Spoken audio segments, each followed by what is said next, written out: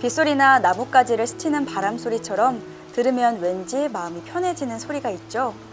이런 소리를 들으면 마음도 차분해지고 스트레스도 풀리는 것 같은데요. 여기에는 과학적인 이유가 숨어 있다고 합니다.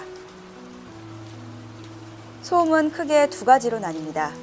특정 음높이를 유지하는 칼라 소음과 비교적 넓은 음폭의 백색 소음인데요. 백색 소음은 우리 주변의 생활 환경에서 쉽게 접할 수 있습니다. 빗소리와 파도 소리, 시냇물 소리, 그리고 나뭇가지가 바람에 스치는 소리 등이 백색 소음인데요. 이런 소리를 들으면 왜 기분이 좋아질까요? 그 이유는 바로 평소에는 잘 듣지 못하는 소리이기 때문입니다.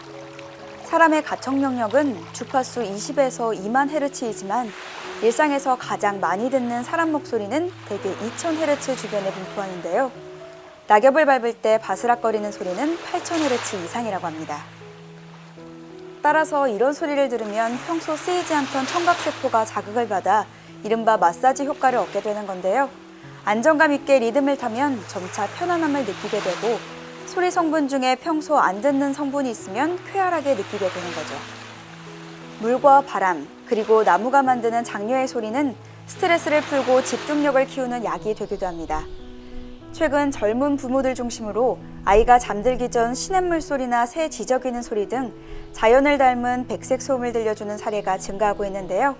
하지만 오히려 이러한 백색 소음이 아기의 청각을 해칠 수 있다는 연구 결과가 발표되기도 했습니다. 그렇다면 백색 소음은 어떤 소음을 어떻게 들어야 하는 걸까요?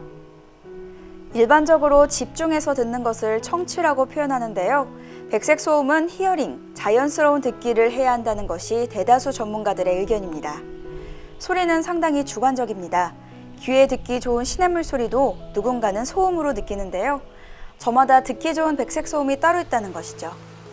특히 이명 환자는 이명 주파수와 주변 소리 간 대비를 줄일 수 있는 백색 소음이 필요한데요. 백색 소음을 듣기 불편해하는 환자에게는 고음을 줄인 핑크 소음 또는 갈색 소음을 사용하기도 합니다. 아기에게 들려줄 때도 마찬가지입니다.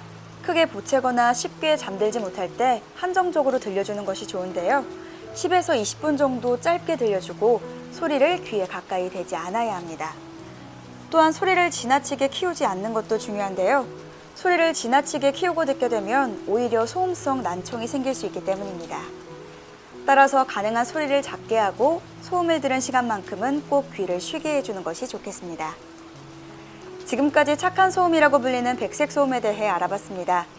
여러분, 요즘 코로나19 사태로 몸도 마음도 많이 지치셨을 텐데요. 오늘은 지친 일상을 위로하는 소리, 백색 소음으로 마음을 달래보는 건 어떠실까요?